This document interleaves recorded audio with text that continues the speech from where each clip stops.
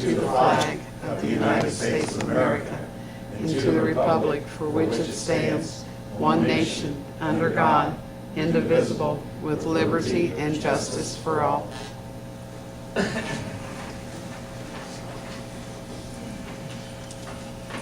Today is Tuesday, March 15th, 2016. It's 6 p.m., or I guess, is that what time you said it, Ron? You're finding your minute out. Okay. This regular meeting of the Greensburg Water Board, have a roll call, Donna. Chuck? Here. Tony? Here. Frank? Here. Iris? Here. Robin? Present. Minutes from February 16th meeting were distributed in your packet. Is there any corrections or objections to the minutes as distributed? None shall be accepted. New business. HNTB river intake, Darren. Do our normal slideshow for the construction last month. They got quite a bit done last month, so they are moving along pretty well. Overall, I think they're, from a budget standpoint, they're about a little over 70% complete. I would say in reality they're probably closer to 75, 80. The Mitchell and Stark will have most of their work done probably by the end or middle of April. Then we'll be able to their subs, basically their electrical and their systems integrator, the two things we finished up. So I look for them to be done probably sometime in probably May is what I'm looking at. So they should be about a little over a month ahead of where they're contractually obligated to be done. So we've seen this before. I won't go into any more details on that. And I still can't figure out why it looks good on my screen and it doesn't show up well there. But we're in a low lift pump station. This is the first pump station next to the river, and we are looking at the valve vault. And the valves are in blue, and then you can see the discharge header in white there. You can see a couple, I assume these pointers work. These are T's, this is for, and they haven't got this one painted for some reason, but those are for the future pumps if the station gets expanded in the future. There's a shot into the wet well, the same pump station. That's the deeper section. You can see this is where the water will come in. There's a baffle wall, and this is another baffle wall that distributes the flows.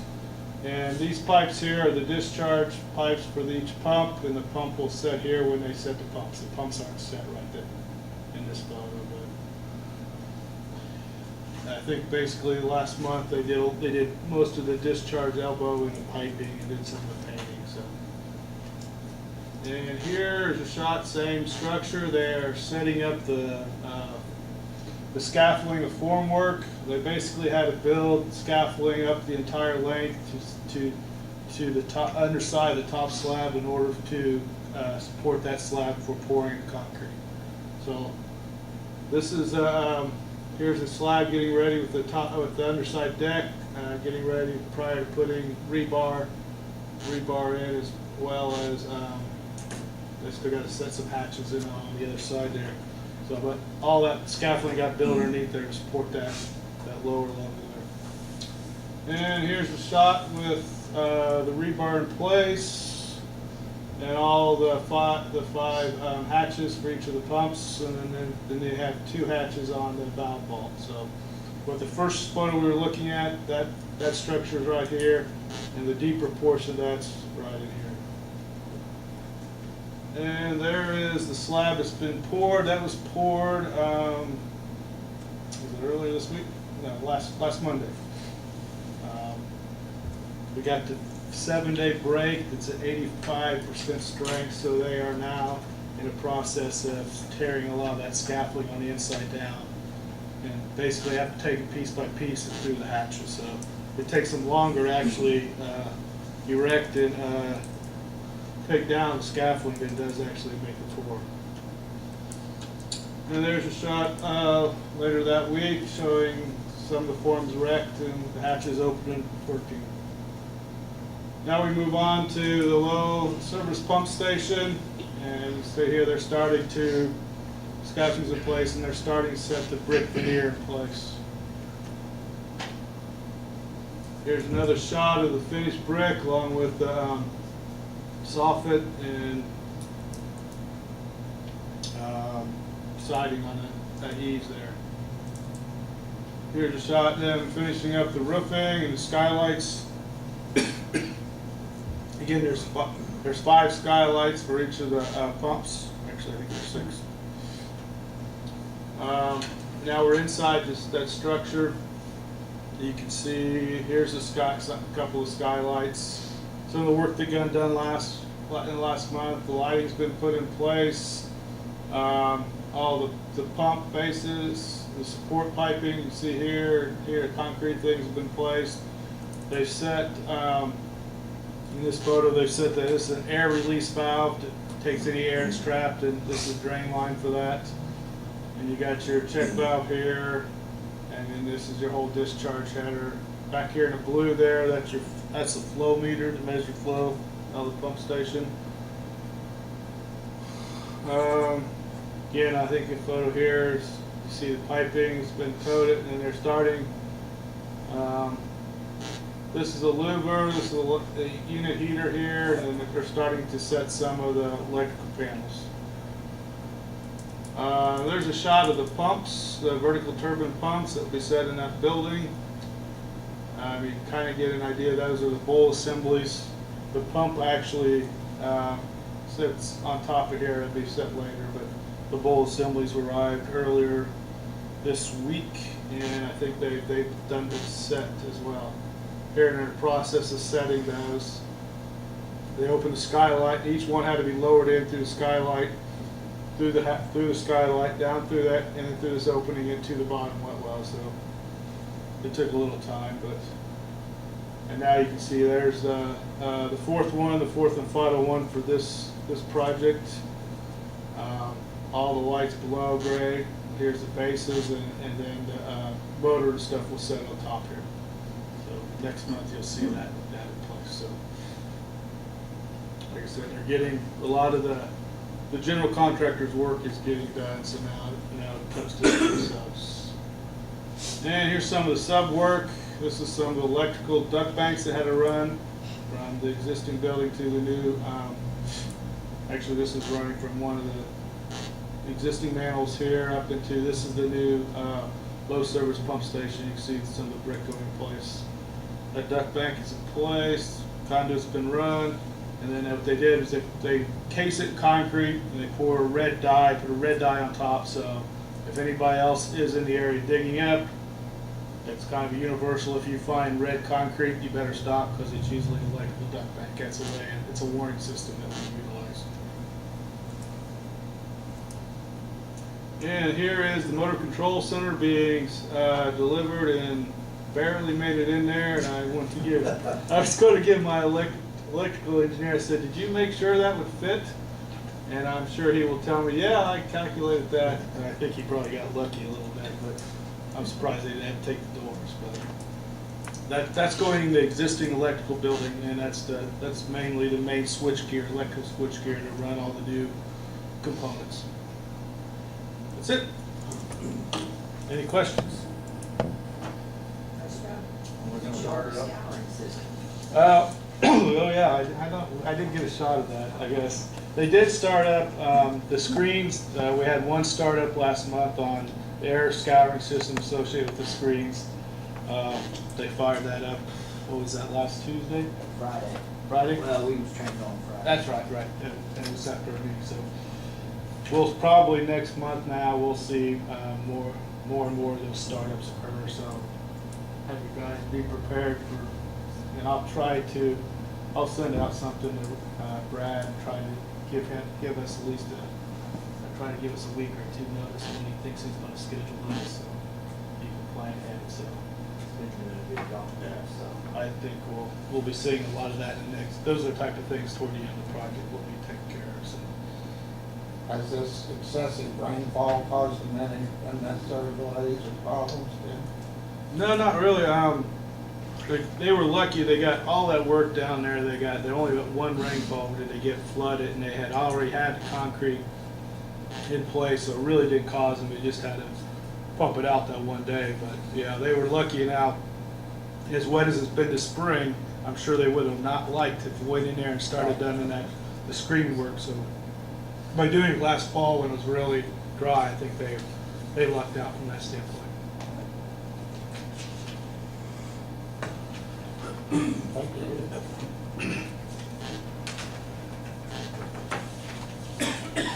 Reservoir inspection. Good evening. We can actually table that. Christopher Burke was supposed to have that to me by today, and I have not received it yet. It's not been emailed to me. Unless we can go ahead and give me permission to spend to like up to $3,000 for the reservoir inspection, because in the past it's always been the same. I can't remember, it was 2,000, 2,500, 2,700, somewhere around there. This is, we are due for it again. It's something we're responsible for every 2 years. Yep. Or I can get the price and bring it back to you next month, whatever your wishes are. I'll make the motion, we go ahead and give the authority to spend $3,000 on the inspection of the reservoir. Up to. Okay. Yes. I second. Motion's been made and seconded, Donna. Chuck? Yes. Tony? Yes. Frank? Yes. Iris? Yes. Robin? Yes.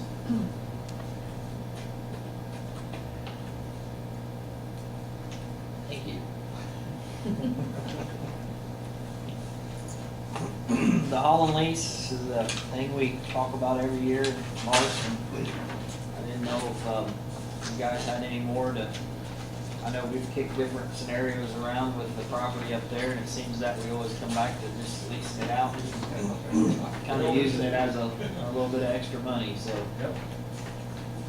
Just for the record, it's $2,212.50 a half, so. Move to approve the Holland lease. And I believe I put a copy in each one of your packets, but I'll give you this one here and you can sign it. We'll use this as the main copy. Motion's been made and seconded to approve the Holland lease. Donna, roll call. Chuck? Yes. Tony? Yes. Frank? Yes. Iris? Yes. Robin? Yes. So moved. Elevator.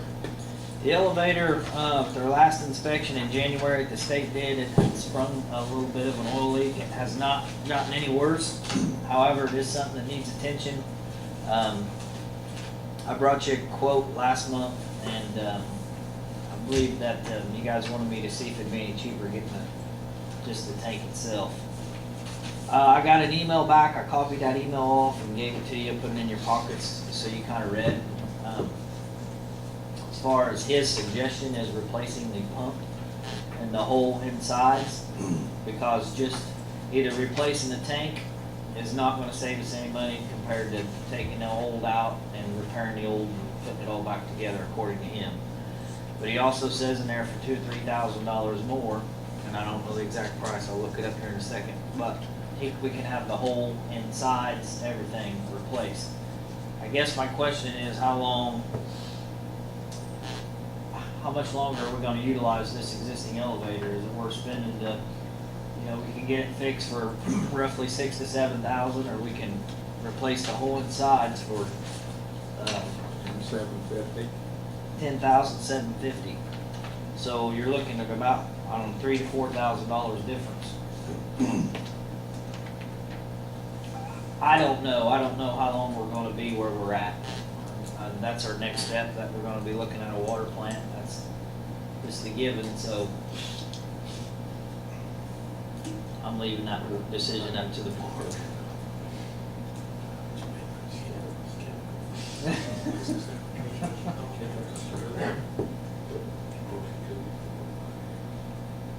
We Okay. Talked about. We've heard this for years. This is, you're right, it is gonna be, minimum probably 5 years, but nonetheless, keep in mind, we are with a liquid island now, so it comes in 55-gallon drums. We can't take that upstairs like we can in 50-pound bags of dry I apples. think it makes sense to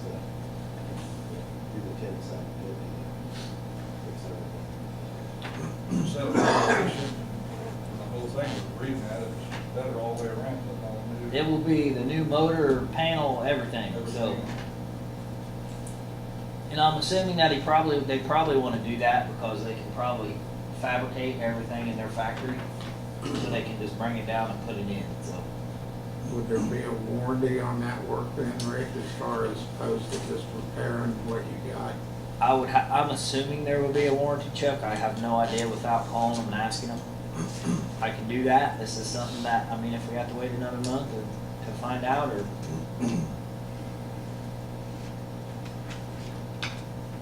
You're still using it, still operable. Yes, It's just yes. leaking oil. It's nothing that the elevator's gonna fall or anything. This is just the holding tank itself for the oil.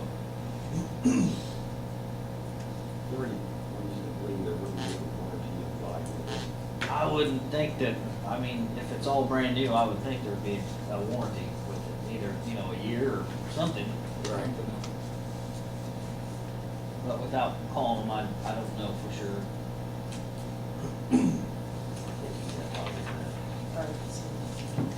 Mr. Debbie, you think we need a?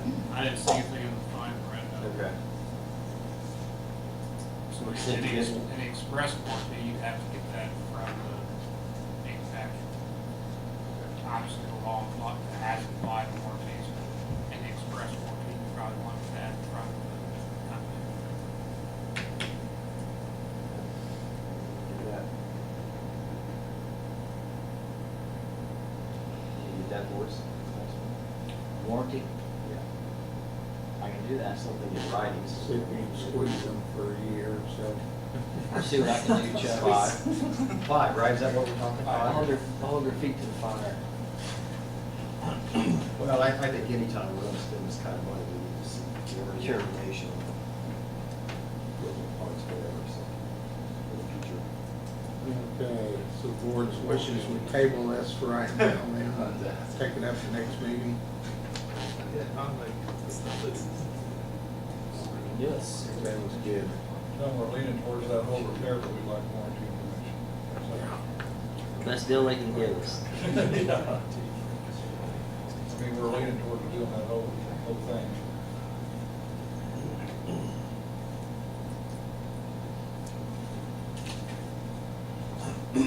Fishing at the reservoir, Rick. Phone's been ringing, believe it or not, wanting to know about the fishing at the reservoir. I know at the end of last year, we decided to do it 2 times a month. I had met with the mayor, spoke to the mayor, and unless he has something else, it was kind of his suggestion, twice a month. Is that kind of what we're looking at still? If that's okay with the board. First and third Saturday of every I'll month. do it the first and third Saturday of each month. You still gonna ramrod it, Rick, or? Actually, I don't have a lot. Once I open it, the conservation officer's been kind of taking over and policing it. And I do believe if the mayor wants to help me out here, he spoke to the CO, right? And he's still willing to go up and do the same thing he was doing last year. So we have not had any issues at all, and everybody's really enjoying it and taking care of it. So very good. He's got a badge, He's got a badge. You just go to open it in the morning, through. Yes, I open it, I say 7 to 12, but a lot of times I don't get up there unless, I'm on the motorcycle late in the evening Saturday to shut it, so, I mean, yeah, it's usually open longer than that, but that's the hours I have it posted. It's been successful, it's gonna be. It has. Enjoy it. People really enjoy it, they've really taken care of it, which I was really happy about. We don't find a lot of trash, or every once in a while we might find a bottle or something that obviously somebody just overlooked in, the riprap or something. Very good. You got anything else to bring for us, Rick? I've spent enough, I think. Ron? May I have a word? You sure may. In your meeting last month, we were discussing the work along Veterans Way, the new water lines that was part of that project, and you asked if there was a warranty on that work. I have researched that.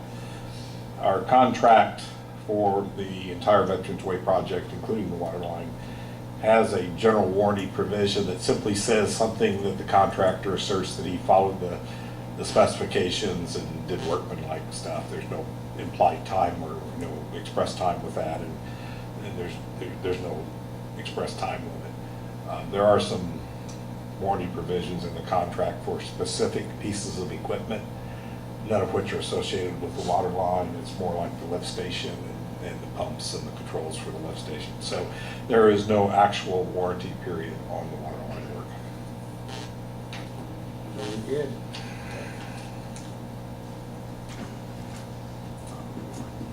Yeah. What are the ones? No, Bert's the warranty. We warranty it, but Mayor, have anything to bring before the board tonight? No, I don't. Thanks. Does anybody have anything to bring before the board?